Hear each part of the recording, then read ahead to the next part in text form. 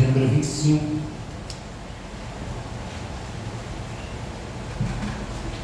Glória a Deus, capítulo 10, versículo 25. Uma meditação muito prática para nós. E nós queremos conversar sobre quem Deus quer salvar. Quem Deus quer salvar para você? Quem Deus quer salvar? Capítulo 10, versículo 25 diz, mas... Capítulo 10, versículo 25. E aconteceu que entrando Pedro, saiu Cornélio a recebê-lo, e prostrando-se aos seus pés, o adorou. Mas Pedro levantou, dizendo, levanta-te, que eu também sou homem. E falando com ele, entrou, e achou muitos que ali haviam juntado, e disse-lhes, vós bem sabeis que não é lícito um varão judeu ajuntar-se ou chegar-se a estrangeiros, mas Deus mostrou que a nenhum homem chame de imundo. A nenhum homem chame de imundo. Por quê? Porque sendo chamado, eu vim sem contradizer. Eu pergunto, pois, por que razão me mandaste chamar? Feche seus olhos, vamos orar. Deus, somos gratos ao Senhor nessa noite. Obrigado pela tua palavra vida, obrigado por esse tempo de oração, obrigado pela tua mão que tem nos conduzido, pela vida de cada irmão que está aqui para ouvir a tua voz, e que nessa noite o Senhor possa ministrar no nosso coração, na nossa alma, o que nós precisamos ouvir. Que sejamos fortalecidos, confrontados, sejamos, ó Pai, tocados da maneira que o Senhor quiser, porque nós somos teus filhos, somos teus servos, somos teus amigos, e o amigo, Senhor, aquele que cuida da alma do outro. Então cuida da nossa alma nessa noite, fala com a gente, porque nós precisamos te ouvir, em nome de Jesus. Amém.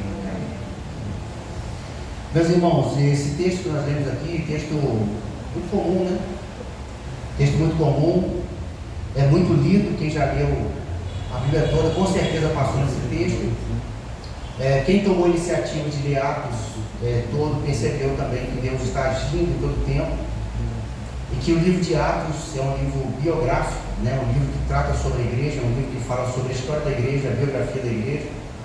A igreja começa no Atos capítulo 2 e ela nunca para. Observe que o Senhor abençoa a igreja enviando o Espírito Santo, e ali pessoas de várias nações ouviram falar das grandezas de Deus, e a palavra do Senhor declara para nós que após esse acontecimento, a vida dos judeus nunca mais foi a mesma. Nunca mais foi a mesma. Por quê? Porque o Espírito Santo chegou no meio da igreja. Então nós percebemos e lemos aqui, claro, já falamos em outra ocasião, que o livro de Atos também é chamado Atos do Espírito Santo. Lembra disso? Porque quem está agindo aqui, claro que os apóstolos estão trabalhando, mas quem age diretamente aqui é o Espírito Santo. Então nós percebemos que uma igreja para dar certo, uma vida para dar certo, uma família para dar certo, uma família cristã que vive Jesus, tem que ter o Espírito Santo. Sem o Espírito Santo a gente fracassa, sem o Espírito Santo a gente erra, a gente falha.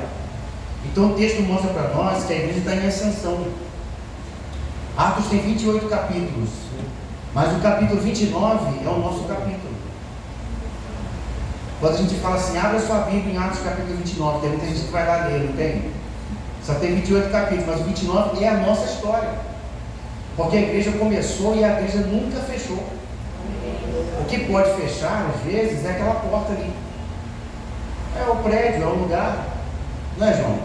Pode fechar. A pandemia veio, algumas coisas fecharam, a igreja teve que fechar por conta de distanciamento, mas as portas do inferno não vão prevalecer contra a igreja. A política não pode fechar a igreja, a religião não pode fechar a igreja, o pastor não pode fechar a igreja.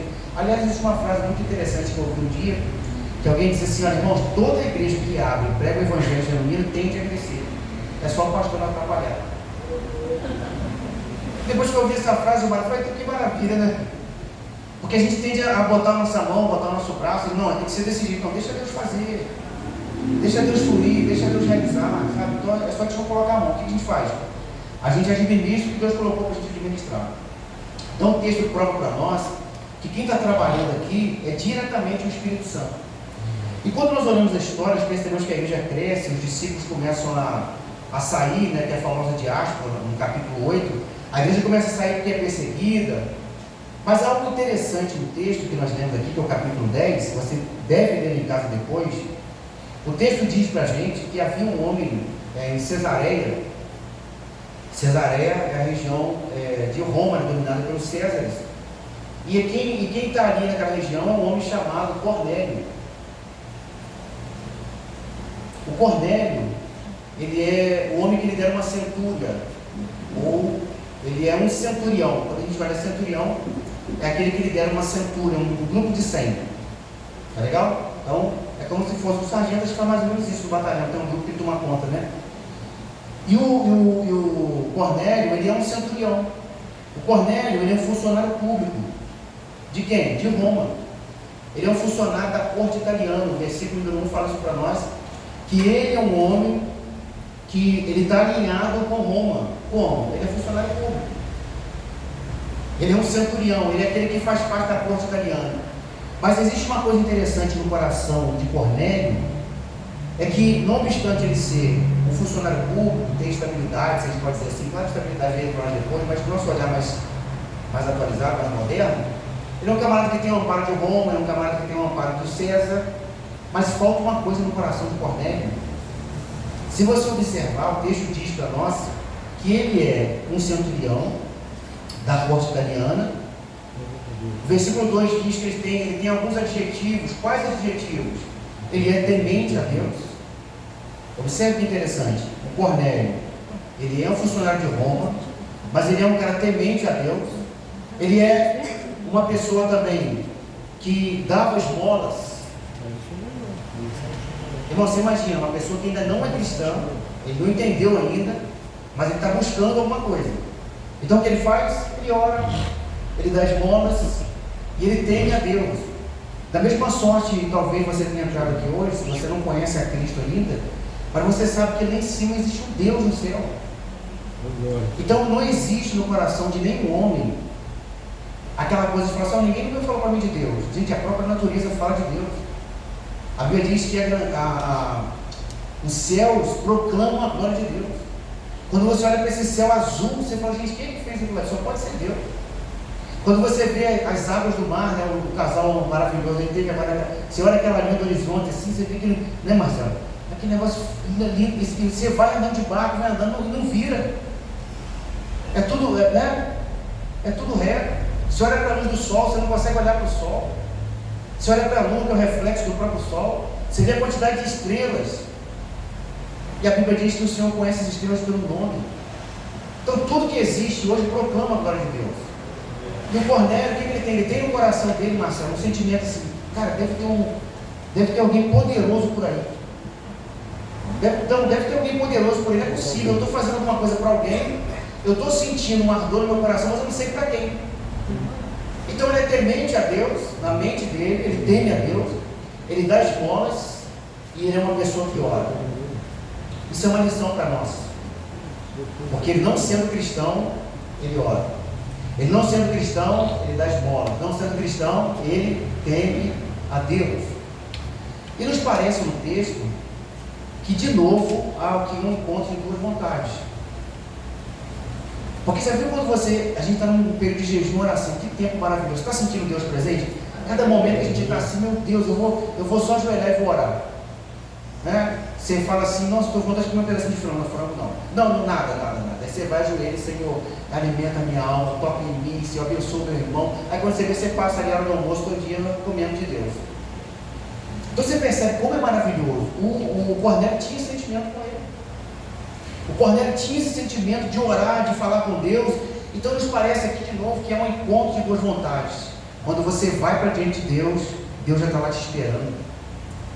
Quando você vai para diante de Deus, você fala assim, eu vou lá para orar. Aí você fala, Deus vai chegar. Não, Deus já chegou há muito tempo. Deus já está lá, porque Deus é onipresente. E Deus está lá esperando a gente se comunicar com Ele. Embora Ele já saiba o que eu vou falar, mas Ele quer que a gente se comunique com Ele.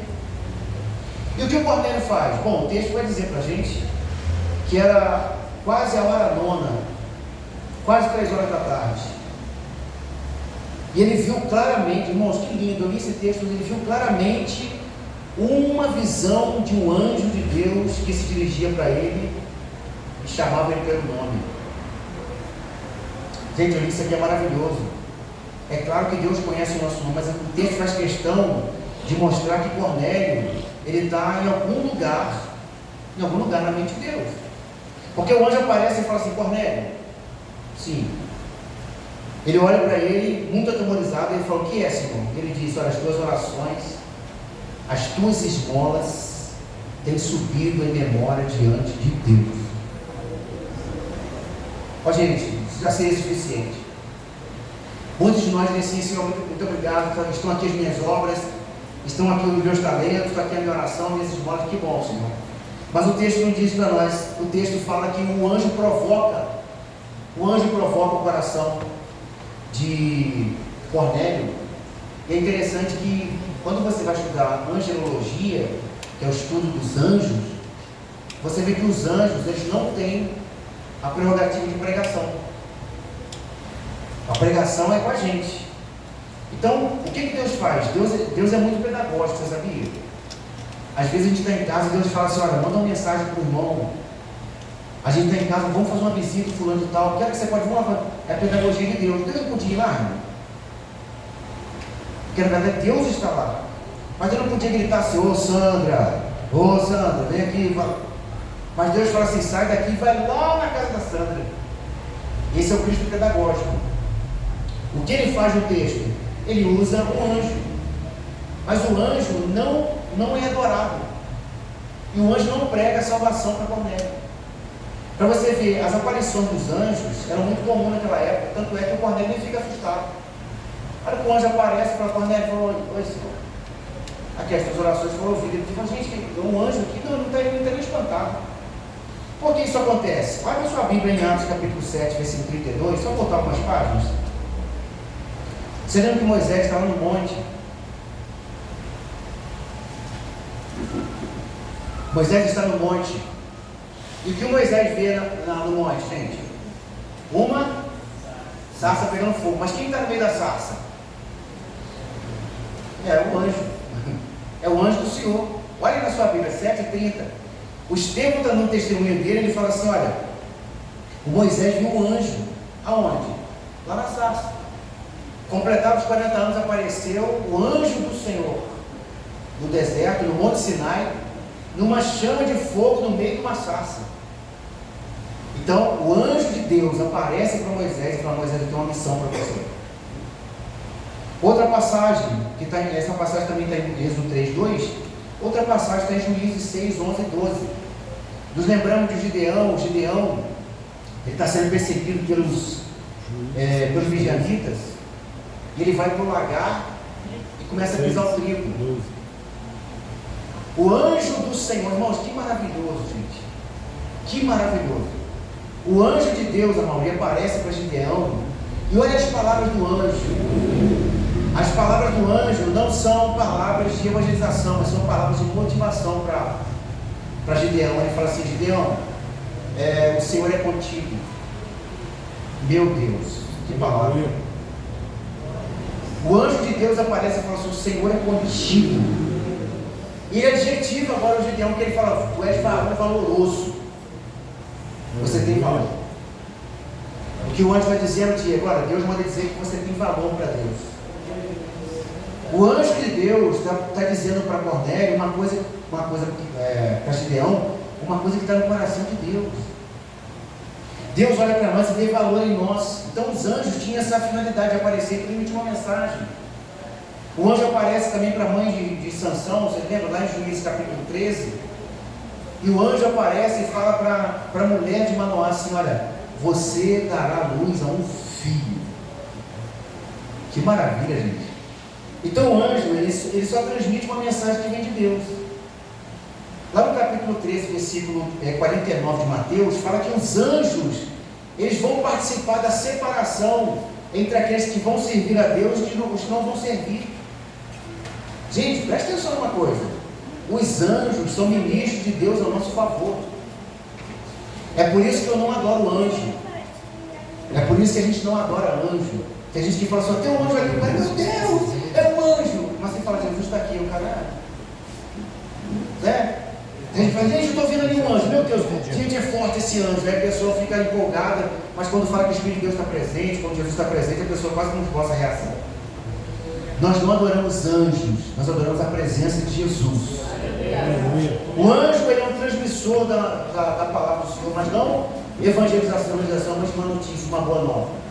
Agora, perceba o texto de Cornélio. A Bíblia diz para nós que Cornélio, ele ouve uma mensagem de Deus. Que mensagem? Olha, as tuas orações foram ouvidas, as tuas esmolas chegou diante de Deus. E outra coisa, Cornélio, você é muito temente a Deus. Então faz o seguinte, Cornélio. A ideia é que, irmãos, Deus está com vontade de salvar Cornélio, e Cornélio também está querendo ser salvo. Tem muita gente hoje que quer receber a salvação de Jesus, só que ela não sabe. O que ela faz? Ela acende uma vela, ela coloca um galinho de arruda atrás da orelha, ela com um cordãozinho com o pé de coelho, ela não passa debaixo de escada, né? Quando a escada está atravessada, o cara passa fora com medo de morrer, vê gato preto, a pessoa foge. Elas querem ser salvas, elas não sabem aonde. Então elas fazem o que pode, até que apareça uma claridade, até que apareça uma luz na mente da pessoa. E o anjo fala assim: Cornélio, vamos fazer um esquema aqui, vamos fazer um bem bolado? Vamos. Então faz o seguinte, olha, pede uns homens aí, os teus empregados, manda o pessoal ir lá e manda chamar Simão, que é o Pedro, é o Cefas. Chama o Simão, o nome dele é Pedro. Ele está lá na casa de um Simão também chamado Curtidor. E eles estão aonde? Junto na casa do mar. Eles estão de olho na praia, estão tranquilinhos assim, né? Estão perto do mar, né? Não é uma ideia assim da praia que a gente vê hoje, mas eles tinham uma casa perto do mar. O Simão Curtidor está lá e o Pedro está todo mundo lá. É interessante que essa pedagogia de Deus faz com que os funcionários de Cornélio saiam de Jope e andem quase 40 quilômetros para poder buscar uma mensagem. Gente, que poderoso. A gente está aqui em Juiz de Fora é uma cidade interiorana, mas uma cidade grande. Mas a gente tem notícias de pessoas que andam 2 horas de jegue, 2 horas de carroça, 2 horas no meio da escuridão, vão se guiando apenas pela luz da lua, ou pela luz de lanterna, luz do celular, mas eles não deixam de ouvir o que Deus tem para falar. A gente tem carro hoje, a gente tem sapato, a gente tem dinheiro para poder pagar passagem, a gente tem carro de aplicativo, tem bicicleta, tem moto, tem uma facilidade tão grande que muita gente esquece de Deus. Eles mandam ele a quase 40 quilômetros, João, para poder buscar Pedro. E é interessante que quando eles chegam lá, o texto diz para nós que Pedro, ele ouve os camaradas chamando ele, falou: tem um pessoal me chamando aí. Só que Pedro tinha ido para o terraço dele, o terraço estava bem assim de olho, tranquilo assim. E daqui a pouco alguém chama Pedro, olha que interessante, leia para nós para a gente perceber. Capítulo número 10, versículo de número 11. Quem pode ler para a gente? O céu aberto, e descia um vaso, como se fosse um grande lençol, atado pelos quatro pontos, e vindo para dentro. Maravilha, continua por gentileza, Maria Elisa. No qual havia de todos os animais, quadrúpedes e répteis da terra e aves do céu. E foi-lhe dirigida uma voz: levanta-te, Pedro, mata e come. Maravilha. Gente, olha que visão que Pedro está tendo. Pedro está ali meio-dia, mais ou menos. Pedro fala assim: gente, vai preparar uma coisa para mim comer, que eu vou dar um pulinho aqui no terraço. Aí ele tem uma visão de Deus. Gente, quando Deus dá uma visão para a gente, eu não posso esquecer. Paulo fala assim: eu não fui desobediente à visão. Deus está dizendo para Pedro assim: Pedro, tem um lençol descendo aí. Aí você imagina, tinha aves que eram consideradas por judeus imundas. Então você imagina, toda sorte de aves, Pedro está vendo descendo no lençol.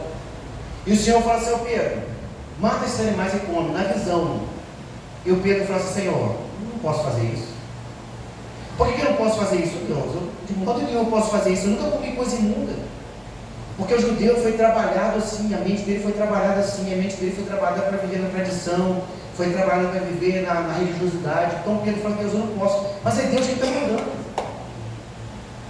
Às vezes a gente esquece isso, pode ser uma coisa absurda. Porque o Deus que faz a lei, só ele pode contradizer a lei. Porque ele que manda. É igual o pai, por exemplo. O pai fala para o filho assim: faz isso aqui. Mas se o pai não quiser fazer o que ele mandou o filho fazer, ele não tem ninguém acima dele. Então Deus é o único que pode contrapor o que ele falou. A lei de Moisés diz o seguinte: olha, por conta da higienização, por conta disso tudo, você não vai comer animal imundo. E o Pedro faz o quê? Ele usa a lei contra Deus. Vez por outra a gente quer pregar para Deus, não tem? Tem gente que quer pregar para Deus, vez por outra. A gente fala: Deus, não faz isso não vai dar problema em Deus. A gente quer pregar para Deus. De vez em quando Deus fala assim: não, faz isso aqui. Ele fala: não, vou fazer não, Deus. Por que não? Não, Deus mandou fazer. Não, vou fazer não, Deus, porque está escrito assim, assim. Então, não sou eu que estou mandando você fazer. Aí vai. É igual o pai com o filho. O pai fala: seu filho, vai lá para sua mãe, pega lá o tênis, o sapato dela. Eu vou pegar nada não. Eu vou ver. Tem duas direções aqui? Só tem uma direção, né? E Deus é mais ainda. Deus fala assim: Pedro, sou eu que estou falando. Segunda vez a voz diz assim: não faça do comum aquilo que eu purifiquei. Não faça você, Pedro, porque Deus está entregando para Pedro algo purificado. Quem é que está purificado? Vocês estão aqui comigo? Cornélio. Ele fala assim: Pedro, não fala daquilo que eu estou fazendo. Pedro, não tenta atrapalhar, igual eu falei, irmão, só não botar a mão que dá tudo certo. Não tenta atrapalhar o que Deus está fazendo, não. O Cornélio está com vontade de ser salvo, e Deus está vendo isso. Deus fala assim: como é que você vai dizer uma coisa que eu estou fazendo? Já purifiquei, já. É só você ir. E essa é a pedagogia de Deus. Quando Pedro vai lá, o capítulo que nós lemos, o versículo que nós lemos em seguida, diz que o Cornélio é justo, ele é um varão justo, temente a Deus. Pedro fica duvidando daquilo tudo, mas o rapaz chama Pedro, o pessoal dorme com Pedro na casa deles, e depois de 4 dias eles chegam na casa de Cornélio. Mas olha que interessante a riqueza do texto. Quando Pedro está indo no caminho, lemos aqui capítulo de número 10, versículo 25. Quando Pedro está indo no caminho, o Cornélio não entende, e o Cornélio faz o quê? Se prostra diante de Pedro. Porque ele não sabe de nada, ele não tem experiência com Deus ainda. Então ele acha que Pedro é um santarrão. Ele acha que Pedro é aquele cara que não pode olhar diante de Pedro, porque mandaram chamar ele. Pedro falou: gente, eu sou igual você, cara. A diferença é que Pedro já tinha entendido um pouquinho, né, o que Deus estava querendo fazer. E eu trouxe algumas coisas interessantes para a gente pensar, porque se a gente seguir o texto, você vai ver onde eu quero chegar. A primeira coisa que eu entendo é que as obras não salvam. Está claro para nós no texto que as obras não salvam. Desse contexto aqui aparece Pedro. O que o Pedro está fazendo? O Pedro está vendo uma grande jornada de missionária. Se você observar no capítulo anterior, o Pedro no capítulo 9, versículo 32, o Pedro, ele tinha saído de Jerusalém, ele passou em Lida, e quando ele chega em Lida, tem um camarada ali que está com os pés atrofiados. O nome dele é Enéas. Você lembra do Enéas? Então, é esse aí. E o Pedro fala assim: Enéas, Jesus te dá saúde, fique em pé. O Enéas na hora ficou em pé, glória a Deus, curado na hora, imediatamente. O poder de Deus na vida de Enéas. Maravilha. Aí, irmãos, o poder de Deus é tão grande que depois a notícia boa corre rápido, corre, gente.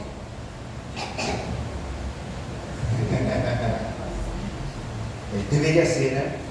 Mas geralmente notícia ruim corre rápido. Mas nesse caso aqui, foi interessante porque a Bíblia diz para nós que o Cornélio, o Enéas é curado, e depois que ele é curado, as pessoas viram, versículo 35, viram que o Enéas estava curado, muita gente foi se convertendo ao Senhor. E aí, quando chegaram mais para frente, ele falou: gente, ô Pedro, tem uma senhora aí chamada Dorcas, que também é chamada de Tabita, ela está enferma. Na verdade, ela já morreu. Irmãos, pensa comigo. Você está ali na rua entregando panfleto, entregando material, e alguém chega: isso aqui é bom, que bom que vocês chegaram. Vocês estão entregando, eu falei: vem cá para minha filha, que minha filha acabou de morrer.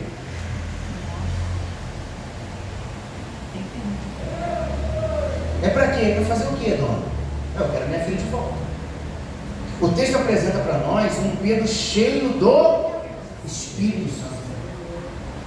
O Pedro ele não fica duvidoso. A Bíblia diz que Pedro, levantando-se, foi com eles, e quando ele chegou, levaram Pedro no quarto da Dorcas, e o Pedro, fazendo sair todas as pessoas, se colocou de joelhos diante de Deus, versículo 40, e voltando-se para o porto, ele disse: Tabita, levanta. Aquela senhora levantou assim, voltou à vida. Esse aqui são os atos do Espírito Santo, gente. Uma igreja cheia do Espírito Santo, acontece isso aqui. Uma vida cheia de Cristo, uma vida cheia da presença de Deus, acontece esses milagres também. Talvez não esteja acontecendo na nossa vida porque falta de se posicionar como? Deixando o Espírito Santo de Deus entrar em nós, fazer morada de verdade, tocar a gente, transformar o nosso coração. Deus pode ressuscitar, pode, Ele é o mesmo Deus. E a Bíblia diz que o vento de Deus sopra onde quer e faz o que Ele quer. A gente não sabe onde vai, a gente só ouve a voz, mas Ele é direcionado, Ele sabe o que vai fazer. Pedro levanta aquela mulher na hora, e dando a mão para ela, levantou, e todo mundo se alegrou com Dorcas, e isso ficou notório por toda Jope. Ele ficou ali, e nessa ocasião que eles chamam Pedro. Então o que Pedro está fazendo? Pedro está fazendo uma viagem missionária. É claro que a pregação dos gentios, ela é dada toda a honra a Paulo. Paulo é o pregador dos gentios, é chamado 13º apóstolo, mas o primeiro a pregar para os gentios é Pedro. Tá certo? Paulo se converte no capítulo 9, mas é Pedro que dá essa entrada do Evangelho aos gentios, que é na casa de Cornélio. Perceba o texto então: as obras não salvam. Amém? Você conseguiu para nós o slide, meu irmão? Conseguiu não? Mas está tudo bem. As obras não salvam, é tudo pela graça de Deus, pela misericórdia de Deus. Se acontece alguma coisa quando você adora, irmãos, glória a Deus. Se acontece alguma coisa quando você impõe a mão sobre o enfermo e ele é curado, glória a Deus. Se acontece alguma coisa quando você esboça coloca uma palavra para alguém, essa pessoa se converte, glória a Deus por isso. Tudo é para a glória de Deus. Se tem pessoas que você está levando a Cristo, glória a Deus por isso. A tua família está diante de Deus, glória a Deus por isso. Então, as obras não salvam, mas o Cornélio entende que ele precisa de um Salvador. Então ele manda chamar. E Pedro chega lá, ressuscita Dorcas, é um homem cheio do Espírito Santo. A segunda coisa que a gente enxerga no texto é que o pregador não pode ser adorado. O pregador não pode ser adorado. Quem é grande é a mensagem. A mensagem que é poderosa. A mensagem que é grande. Lembra? Os anjos dizem assim: Maria, eis que vos trago novas de grande alegria. É a mensagem que é poderosa. Chegou? Chegou? Beleza, se não tiver chegado não tem problema não. Chegou? Rapaz, esse pessoal da mídia é poderoso mesmo, hein? Rapaz, depois eu tenho que pagar uma pizza para vocês, né? Aquela mini. Tem a mini? As obras não salvam. Não, para deixar acertar você, né? As obras não salvam ninguém. Então, se de repente você está aqui nessa noite, alguém fala assim: um dia eu encontrei com um amigo e ele falou assim: rapaz, eu consegui entregar tanta cesta básica no Abrigo Santa Helena, a gente até abençoou ele também. Minha hora tem uma coroazinha do céu, hein? Eu falei: se você tiver salvo, tem. Porque ele achou que dando cesta básica ele estava salvo. Aí eu falei: como assim? Eu falei: não, cara, está escrito aqui, ó, pela graça sois salvos, e isso não vem de vós para que ninguém se glorie, é dom de Deus. Então as obras não salvam ninguém. Tá legal? Segunda coisa que a gente falou aqui: o pregador não pode ser adorado. O pregador não pode ser adorado. Se alguém pega esse microfone aqui, irmãos, e isso aqui é muito perigoso, tá? Gente, isso aqui é um perigo. Porque se bobear aqui, a gente se transforma. E eu já sempre digo, não vou cansar de repetir, que para saber quem sou eu, você tem que ir em casa. Para saber quem sou eu, você tem que tomar um café comigo. Para saber quem sou eu, a gente tem que andar junto, para saber como é que eu falo. Porque a gente tem que entender que a gente é muito mais do que essas 2 horas que a gente fica aqui no culto. Você está entendendo? Então Deus está dizendo para nós que a mensagem é poderosa. Não é um pregador. Então qualquer pessoa, e qualquer que não é pejorativo, qualquer pessoa que vier aqui, ela vai entregar uma palavra de Deus. E às vezes a gente qualifica a mensagem pelo mensageiro. A gente fala muitas vezes assim: não gostei da mensagem do fulano não, porque ele está meio atravessado. Não, a mensagem é a mensagem. Você vai observar pregadores que pregaram assim, absurdamente, pregaram a mensagem poderosa e depois eles caíram. Aí alguém fala assim: tá vendo? Pregou, mas a mensagem é verdadeira. Ele só não acompanhou a mensagem. Ok? Então o Pedro, quando chega na casa de Cornélio, Cornélio se prostra para adorar, e o Pedro levanta aí e fala: pô, Cornélio, eu sou igual a você. Nós somos carne da mesma carne, a gente tem a mesma essência. Eu sou homem como você, levanta. E aí, que lindo, eles entraram na casa, falando com ele, ele entrou, e ele achou muitos. Vamos ler o versículo? Lê na sua Bíblia aí. Versículo 27 do capítulo 10. O que acontece quando Pedro encontra com Cornélio? Quem vai ler para a gente? Lê bem alto aí para a gente entender. E falando com ele, entrou e achou muitos que aí se haviam juntado. Que maravilha, irmãos. O Cornélio, quantos dias depois que ele chegou na casa de Cornélio, você lembra? 4 dias. Quando ele chega lá, o Cornélio já tinha passado a vizinhança toda e chamou o pessoal para casa. Olha que lindo, imagina, o cara passou assim, bateu na casa 2. Ô pessoal, vai ter uma reunião especial na casa 1 ali. Tem um PGzão lá, tem um resgate lá, tem um Dunamis, tem um Ágape. Está acontecendo lá. Imagina, o Cornélio, ele fazia assim, cara, se o anjo mandou eu chamar Pedro, é porque esse negócio é bom demais. Se o Pedro tem uma mensagem para nós, essa mensagem deve ser extraordinária. Se o anjo apareceu para mim e mandou eu chamar Pedro, é porque essa mensagem é poderosa e Deus se agradou de mim. Porque o anjo falou assim, Cornélio, as tuas orações foram ouvidas diante de Deus. Então o Cornélio está feliz da vida. O que o Cornélio fala? Uma pessoa feliz convida. Uma pessoa feliz convida. Uma pessoa feliz chama as pessoas. E o Cornélio faz o quê? Ele bate na casa de todo mundo e chama o pessoal para a casa dele. Quando a gente vai lá em casa, daqui a pouco vai chegar um apóstolo aqui em casa, o cara está cheio do Espírito Santo. Esse cara está animado, ele vai vir aqui em casa, vamos para lá, gente. Aí você imagina todo mundo na casa do Cornélio esperando. Cadê ele? Não chega. Aí o Pedro chega. Só que quando o Pedro está chegando, o Pedro chega altivo. Porque no começo ele fala com o Cornélio, eu sou homem igual você, Cornélio. E Deus já tinha falado com ele, ó, não fica falando que é imundo aquilo que eu já purifiquei, não. Só que quando ele entra na casa de Cornélio, o Pedro faz fechando. Quando o Pedro entra, olha o que ele fala. Ele fala assim, aqui, vocês sabem que não é bom estar aqui, né? Vocês sabem que, tipo assim, você é você, eu sou eu. Ele fala assim no versículo 28, vocês bem sabem que não é lícito um varão judeu se juntar com vocês, né? Imagina, gente. Você chegar na casa e falar isso, você sabe que não é bom estar aqui na casa de vocês, né? Se juntar, mas a estrangeiro. Mas Deus me mostrou. Aí ele mudou o discurso. A parte B traz entendimento para Pedro, que ele fala assim, mas Deus me mostrou que eu não devo chamar nenhum homem comum ou de imundo. O que Pedro está dizendo? Todo mundo tem o mesmo valor para Deus. Todo mundo tem o mesmo valor para Deus. Gente, que coisa maravilhosa. A gente estava conversando no PG ontem lá. Gente, que coisa maravilhosa. Uma cena teceu um comentário. Em 8 bilhões de pessoas no mundo, Deus se interessou por mim. Deus se interessou por você. E a particularidade que Deus tem, sabe, que Deus trata com João, uma vez por outra, Ele não trata comigo.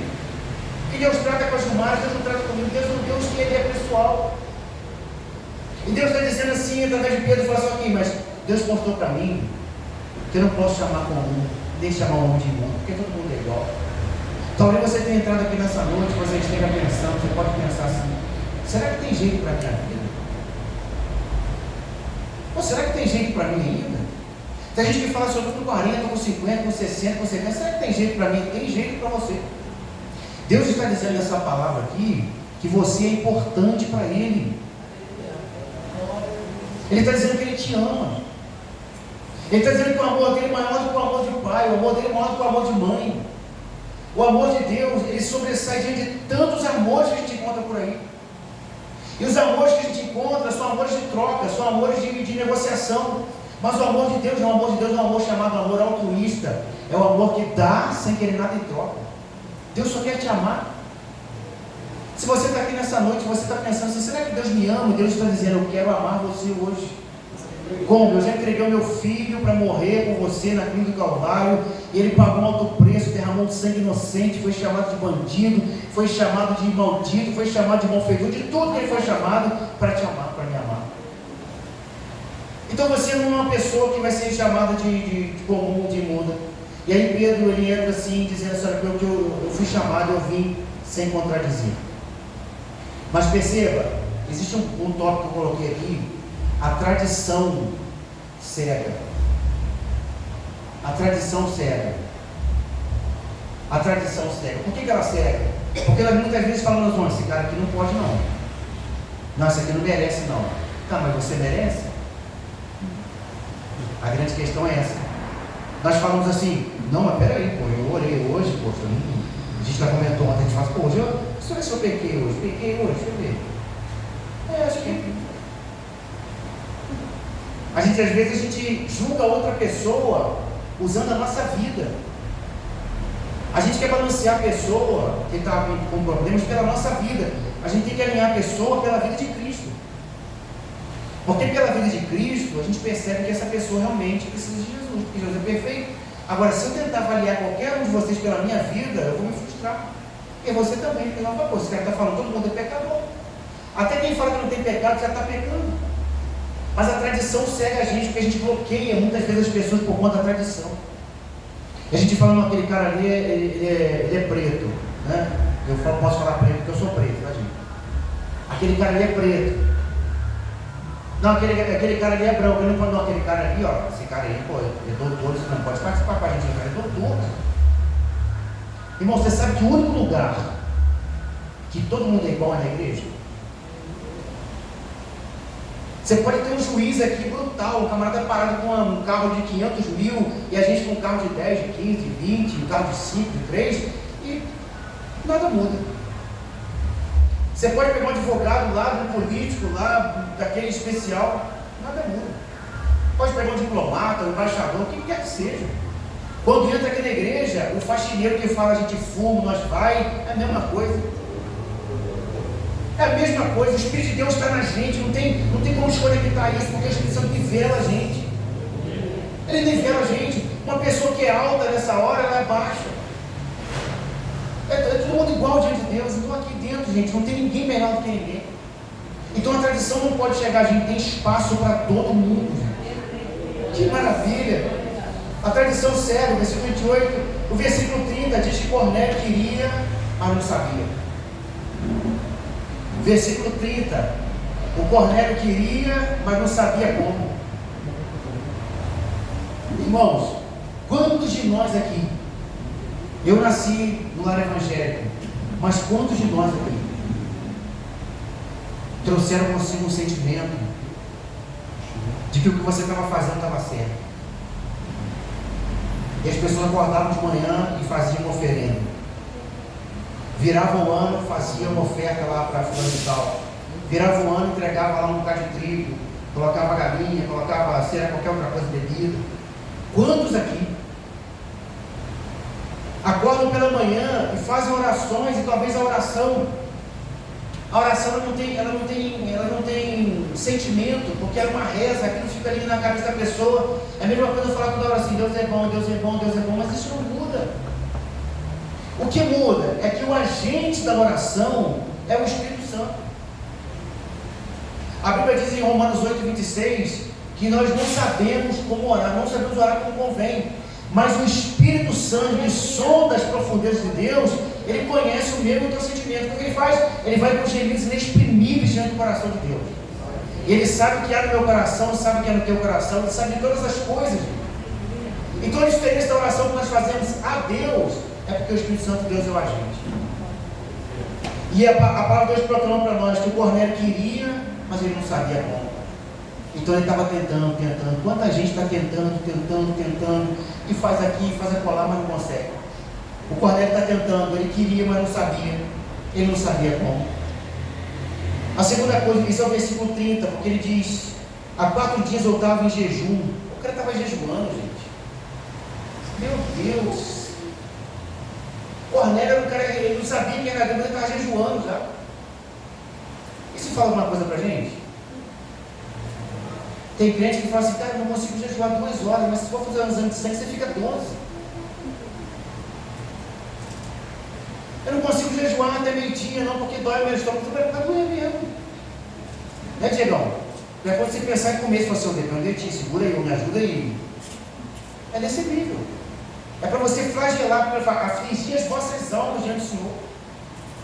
O Cornélio sabe o que é isso. O versículo 30 ele fala, gente, há 4 dias atrás eu estava em jejum. Eu estava em jejum até essa hora. Até essa hora, orando em minha casa. A hora não, o cara estava jejuando até 3 horas da tarde. Olha aí, até 3 horas da tarde, gente.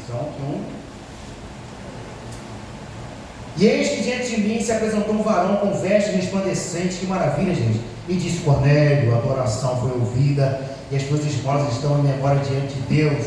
Envia, pois, a Jope, manda chamar Simão, a quem tem por sobrenome Pedro, e este está na casa de Simão, curtidor, junto do mar, e ele vindo, ele te falará. Pedagogia de Deus. O anjo fala, chama o Pedro, que o Pedro vai te falar. Continuamos. 33. E logo mandei chamar-te, e bem fizeste em vir, Pedro. Bem fizeste em vir.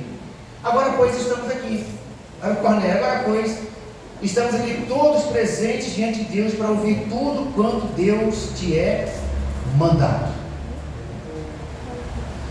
Imagina, João, traz cadeira, tem um banquinho da Dona Joaquina lá atrás, e bota pão, o pessoal na janela, aquela coisa toda. Aí o Cornélio fala, cara, Deus falou comigo, o anjo falou comigo para mandar te chamar, a gente está aqui para te ouvir, o que você tem para falar para a gente. O que você tem para falar para a gente? Mas perceba algo interessante, Deus falou comigo também nesse texto. O versículo 34 diz assim, e abrindo a boca, disse. Irmãos, vamos dar uma passeadinha aqui, eu jogo estudo bíblico, né? Então vamos dar uma passeadinha aqui. Jó capítulo 2, versículo 11 e 13, só para você entender o que eu quero falar. Jó capítulo 2, versículo 11 e 13. O capítulo 10 fala que Pedro abriu a boca e disse. Mas olha Jó capítulo 2, versículo 11 até o versículo 13. Eu queria que alguém está bem animado para fazer essa leitura para nós. Capítulo 2, versículo 11 e 13 ao 13. E ouvindo, pois, 3 amigos de Jó, todo este mal tinha sobre ele, vieram cada um do seu lugar, eles mais o Benamita e de Balde, e Suíta, e Zofar, e Da batida, e combinaram com dois para consolar, e levantando longe os seus olhos, não o reconheceram, e levantando a sua voz, choraram, e rasgaram cada um seu nome sobre suas cabeças, lançaram pó ao ar, e assentaram-se com ele na terra 7 dias e 7 noites.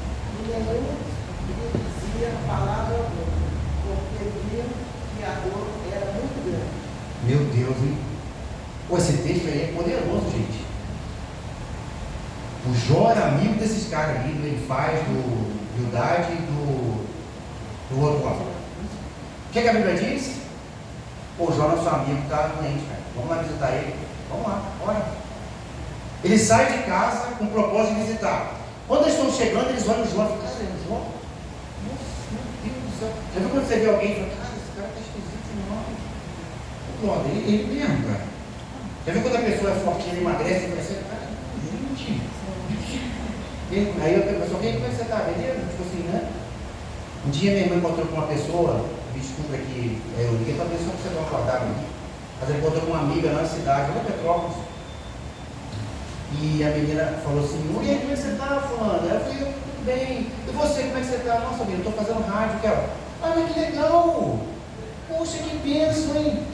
Aí depois que ela entendeu que é radioterapia. Eu falei, Josi, nossa, meu, eu achei que era rádio, ela estava fazendo rádio. Que viagem, né, gente? Os caras chegam na casa de Jó, e eles veem Jó todo quebrado, todo chagado. Eles falam, gente, é o Jó. Os caras ficaram 7 dias, jogaram pó na cabeça, rasgaram a roupa toda e ficaram 7 dias sem falar nada. Não abriram a boca. Porque eles se condoeram do Jó. Agora, quero para nós, o problema foi quando eles começaram a falar, né? O problema foi quando eles começaram a falar. Vez por outra é melhor ficar calado. O Jó precisava de uma palavra de edificação, sim. Mas o coração dos caras na hora, eles começaram a falar coisas que não deviam, começaram a acusar Jó. Eu trouxe aqui a última coisa que eu tinha colocado é quem entende que precisa de Deus, compartilha, não é isso? Compartilha, que foi o caso do Cornélio. Mas olha em seguida, eu coloquei assim, isso aqui já foi, né? Quem entende que precisa de Deus, compartilha. Mas olha que interessante, edifique alguém com as suas palavras. O Pedro chegou na casa de Cornélio, e o Cornélio falou assim: cara, nós viemos aqui, trouxemos todo mundo, nossos vizinhos, para ouvir o que Deus mandou falar. Imagina, irmãos, se o Pedro chega na casa de Cornélio, imagina se ele está dentro da casa do Cornélio, porque quando ele está dentro da casa de uma pessoa, a gente vai, mesmo se você vê alguma coisa diferente, você não vai ficar falando.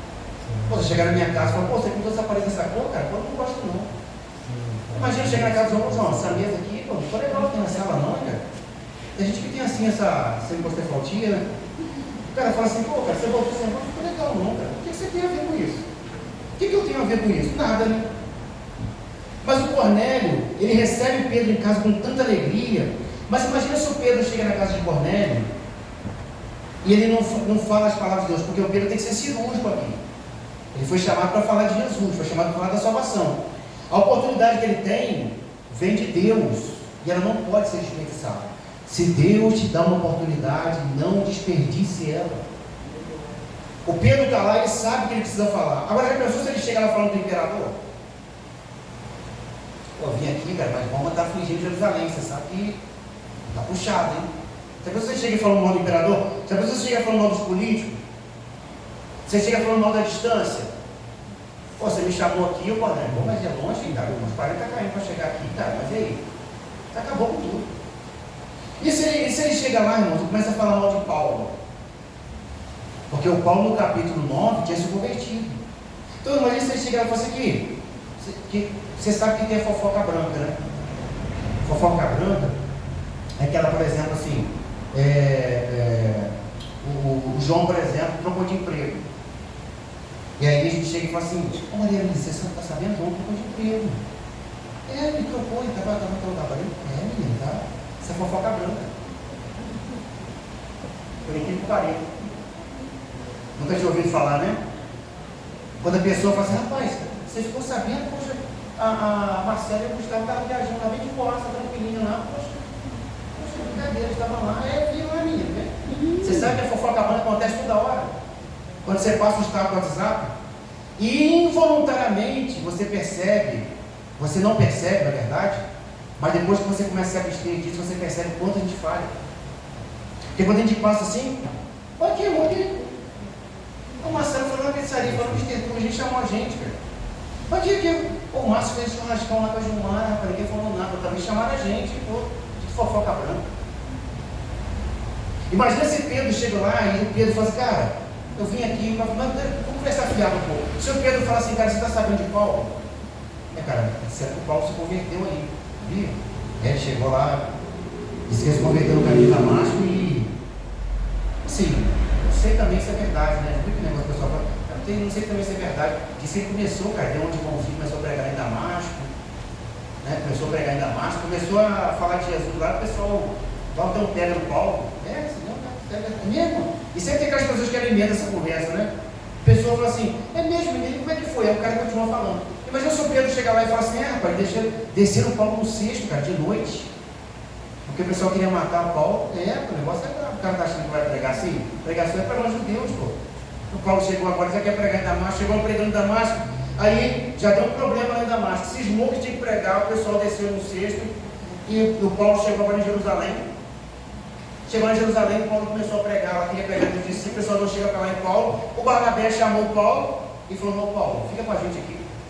Aí, gente, o Paulo começou a pregar, mas o pessoal queria matar. Eu estou sabendo que mandaram o Paulo de volta para casa. Está bravo o Paulo, vamos para a nossa reunião. Imagina o cara falar: pô, você veio falar mal de Paulo aqui? cara usou uma fofoca branca. Ele está dizendo assim, ninguém deu ideia para Paulo, o Barnabé tentou ajudar ele, ó. Inclusive, cara, deu uma hora de volta, botaram ele no barco, agora vai embora para casa. E foi o que aconteceu.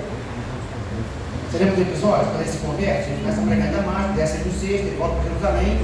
Mas aí o texto diz para nós que ninguém queria aceitar Paulo. Eles botam ele no barco e voltam para sua cidade, Paulo. E aí Paulo some, só aparece no capítulo 14 de Atos. Diz que Pedro é o precursor lá entre os gentios. Mas imagina se Pedro chega lá e desperdiça essa oportunidade. Cara, ele está num grupo de todo mundo quer ouvir de Jesus ali. A mensagem que Pedro tem é uma mensagem cirúrgica, que toca no coração.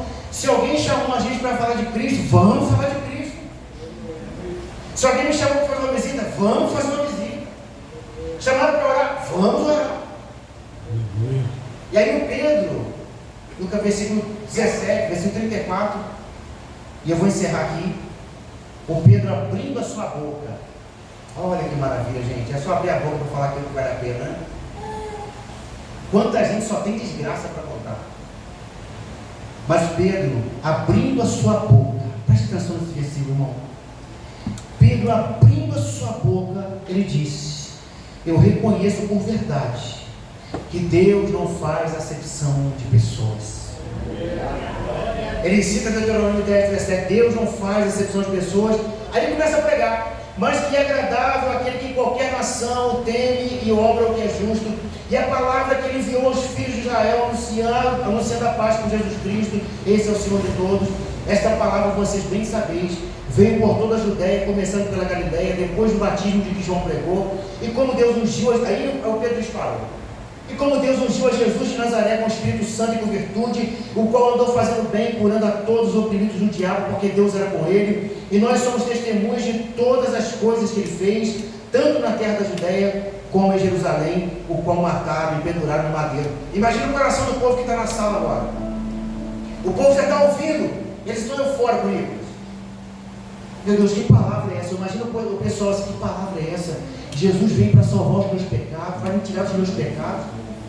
Jesus se fez maldito no meu lugar. O pessoal lá de gentios estava assim: Jesus fez maldito no meu lugar. Jesus pagou um preço que era para eu pagar. E Manenice, imagina.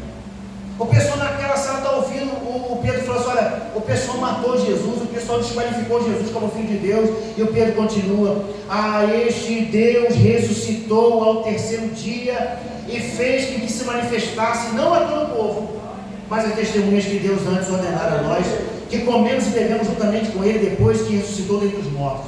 Pedro está acendendo uma esperança no coração dos gentios. Que esperança? Ele ressuscitou dentre os mortos. Que esperança? Eu estive com ele, vocês também poderão estar. Essa esperança que Jesus deixou para Pedro. E aí Pedro continua e nos mandou pregar ao povo e testificar que ele é o que por Deus foi constituído juiz dos vivos e dos mortos. E ele continua e diz: a este dão testemunho todos os profetas, e de todos os que nele creem receberão, e todos que nele creem receberão perdão dos pecados pelo seu nome. Todos aqueles que creem em Jesus receberão perdão dos pecados pelo seu nome. O nome de quem? O nome de Jesus. Todos aqueles que creem em Jesus como Salvador receberão perdão dos pecados. Gente, que maravilha! Na fila dos pecadores eu estava lá. Na fila dos pecadores, Rosemary, tu estava lá. E a Bíblia diz para nós que Pedro vai falando isso aí. Imagina o coração deles começa a arder, irmãos. Porque quando Jesus fala, o coração começa a arder, sabe? Quando Jesus toca na gente, nosso coração fica inquieto. E Pedro está falando palavras boas, né, gente? Palavras boas. O Salmo 45 fala: meu coração ferve com palavras boas. Olha aí, dizendo Pedro ainda essas palavras, caiu sobre eles o Espírito Santo. Glória a Deus. Você pode fechar os seus olhos? Obrigado, Senhor. Enquanto a palavra de Deus é pregada na casa de Cornélio, enquanto a palavra vai tocando no coração de Cornélio, das pessoas que estão ali, enquanto o Espírito Santo é o agente da oração, enquanto o Espírito Santo é aquele que vai tocando, é aquele que vai mudando o Cornélio sente o coração dele explodindo, irmão. Ele sente o coração dele pegando fogo. Todo mundo que está naquela sala sente o poder de Deus, assim como a gente está sentindo aqui, Deus presente entre nós. E a Bíblia diz para nós que naquela hora o Espírito Santo caiu sobre eles. O Espírito Santo caiu sobre todos aqueles que ouviram a palavra. O Espírito Santo tocou no coração daquelas pessoas que estavam ouvindo Deus falar naquela casa. E os fiéis que eram da circuncisão, todos quantos tinham vindo com Pedro, ficaram maravilhados de que o dom do Espírito Santo também se derramava sobre os gentios, porque ouviram eles falar em línguas e magnificavam a Deus. Respondeu então Pedro: pode alguém porventura recusar a água para que não sejam batizados esses que também receberam como nós o Espírito Santo? E mandou que fossem batizados em nome do Senhor. Então rogaram para Pedro: Pedro, fica com a gente aqui mais um pouco. E Pedro ficou na casa deles mais alguns dias. Gente, que alegria, que riqueza. O Espírito Santo tocando na vida de Pedro, o Espírito Santo tocando no coração de Pedro, passando por Pedro, alcançando a casa de Cornélio. O homem que era um homem religioso apenas, um homem que seguia a tradição, um homem que era funcionário público, jogava tudo por terra. Eu quero é Deus, eu quero é Deus, eu quero é Deus, eu quero é Deus, eu quero é Deus, eu quero é Deus. Como é que faz? Deixa a palavra de Deus entrar no teu coração nessa noite. Se você está aqui hoje, deixa o Espírito Santo de Deus tocar com essa palavra. Ele veio para salvar aquele que se havia perdido, ele veio para restaurar o coração quebrantado, ele veio para levantar aquele que está caído, ele veio para curar aquele que está enfermo, ele veio para levantar, ele veio para purificar, ele veio para curar, ele veio para evangelizar. Se você entrou hoje essa noite, entenda, a palavra de Deus é poderosa para tocar em você e tocar em nós. Tocar em nós. Eu termino. Quando Pedro volta para Jerusalém, Marcelo, a tradição tenta atrapalhar Pedro. O pessoal ouviu que os apóstolos ouviram na verdade que Pedro tinha ido para a Judéia. Desculpa, eles ouviram na Judéia que Pedro tinha ido para os gentios. Quando Pedro chega de volta, ele fala: o que você foi fazer lá, cara? Imagina, a tradição de novo, Gilmar, tentando atrapalhar. O que você foi fazer lá, Pedro? Você foi comer com os pecadores? Você foi estar no meio deles? A palavra é exatamente lá que eu tenho que estar. Faz sentido para você ter um pouco de sal no saleiro, você não vai ser usado? O sal tem que estar fora do saleiro, irmão. O Senhor disse que brilha a vossa luz diante dos homens, resplandeça a vossa luz. Ninguém acende uma lâmpada, acende uma lamparina para colocar um vazio em cima. Se o sal não tiver essa qualidade de preservar, a gente colocou no grupo lá, e também de dar sabor, tudo perde o sentido. O Pedro disse assim: olha, gente, eu estava orando, Deus me mostrou tudo isso, e eu não posso deixar de falar daquilo que eu tenho visto e ouvido. Onde Deus te quer? Deus te quer lá, onde pessoas ainda não ouviram falar de Jesus. Deus quer a gente onde? Dentro das casas. E mais aonde? Em Jerusalém também. Ele quer a gente lá, quer a gente aqui, ele quer a gente trabalhando para Ele. Mas como é que faz? É só falar a coisa correta. Não precisa falar de mim, não precisa falar de mim. Ninguém precisa falar de si mesmo, é só falar de Jesus que dá certo. Eu vou terminar agora 3 minutos. Eu estava vendo um testemunho de um missionário que tinha empregado uma região que era uma região do Oriente Médio. Ele estava pregando lá, Marcelo. Ele pregou durante muito tempo, ninguém se convertia. Ele chamava as pessoas da casa dele, ninguém se convertia. E aí o que ele fez? Ele falou: Deus, acho que eu vim para o país errado, está difícil para poder pregar aqui, vou embora. Aí tinha um cara que varria, ele tomava conta da casa, um pregador doméstico. Ele virou e falou: missionário, isso aqui, eu estou vendo que você tem pregado, ninguém se converteu, mas toda vez que alguém vem aqui na tua casa, eu ouço você falar de Jesus. Você sabe que eu quero aceitar Jesus? O faxineiro falou: cara, eu quero entregar minha vida para Jesus. Ele falou: mas pô, você não, cara. Olha só a tradição, por que você não pode? Porque assim, nós estamos aqui nesse país, a gente quer alcançar pessoas que estão num nível mais elevado. Poxa, pregar para você, o pessoal vai achar que é evangelho. Olha só a tradição. Ele falou: mas eu quero Jesus. Mas é difícil, porque assim. Aí o que o rapaz fez? Mas eu quero. Então ele disse o seguinte: olha, eu vou orar por você, então vou te batizar, mas não fala para ninguém. Mas a pior coisa é você falar para uma criança assim: aqui, ó, vou te dar isso aqui, não fala para ninguém que eu te dei, não. Não tem? Você dá um negócio para a Manuela e fala assim: não fala da sua irmã, não, a cara de Deus aí está grande. Não. Mas você fala assim: ó, Josué, não conta para ninguém que eu te dei, não, tá? Aí ele chega aqui, meu pai nem me deu, cara. Parece que Jesus faz esse propósito, algumas pessoas fazem esse propósito. O missionário falou assim: ó, cara, eu vou te batizar. Você assim, é de uma casta inferior, você não está assim mais da ralé. Eu vou te batizar, não fala com ninguém, não. Mas não, tudo bem, combinado. Aí ele foi e batizou ele, e está indo na casa lá trabalhando, varrendo casa, e vai para lá, e pega a folha, e o missionário não tinha pregado mais, não tinha pregado, mas ninguém tinha se convertido.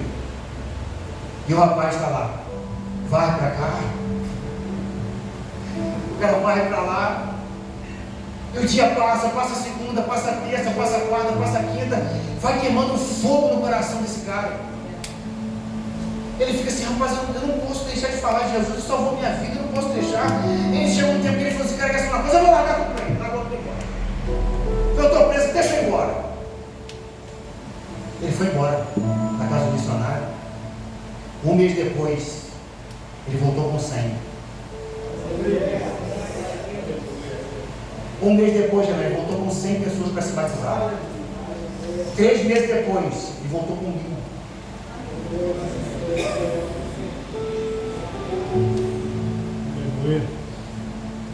Isso fala alguma coisa pra gente? O evangelho é para todo mundo, gente. Deus quer entrar hoje nessa casa aí que você está. Deus quer fazer hoje nessa casa que você está. Deus quer ministrar no Água. Deus quer ministrar no Dunamis. Deus quer ministrar no Resgate, nas Vencedoras. Deus quer ministrar aqui. Até você que está aqui hoje, que não tem ainda um grupo de comunhão na sua casa de adoração, Deus quer ministrar lá. O cara saiu e voltou com 100, e depois ele voltou com 1000, e depois abriu mais de 500 igrejas no Oriente Médio. Um missionário que não tinha ganhado ninguém para Jesus. O camarada estava ouvindo ali, mas ele estava faxinando o chão, mas o Espírito Santo estava fazendo uma faxina na alma dele. O Espírito Santo dizendo para ele: você é pecador, cara, você é falho, você não merece, mas esse evangelho está liberado para você. Ele abriu o coração, você quer Jesus, né? Vamos ficar de pé nessa noite. Eu não sei se tem alguém aqui hoje que ouviu essa palavra e quer abrir o seu coração, quer abrir a sua casa para Jesus. Você talvez entrou aqui hoje, você não se entregou para Jesus ainda. Quem sabe você está aqui hoje e fala assim: como é que eu faço para entregar minha vida para Jesus? Como é que eu faço para receber Jesus no meu lar? Como eu faço para receber Jesus na minha casa? Nós pregamos aqui domingo, está escrito: vinde a mim, você que está cansado, sobrecarregado, oprimido, vem que eu vou te aliviar. Eu quero levantar um convite, talvez você esteja aqui e você está dizendo assim: eu quero entregar minha vida para Jesus, como esse rapaz que estava lá trabalhando. Se você tiver, dá um sinal assim, quero ver você. Se você quiser entregar sua vida para Jesus hoje. Se você estiver aqui hoje e quer reconhecer Jesus como seu Salvador, que Ele tem vida eterna para te entregar, dá um sinal assim, quero orar contigo.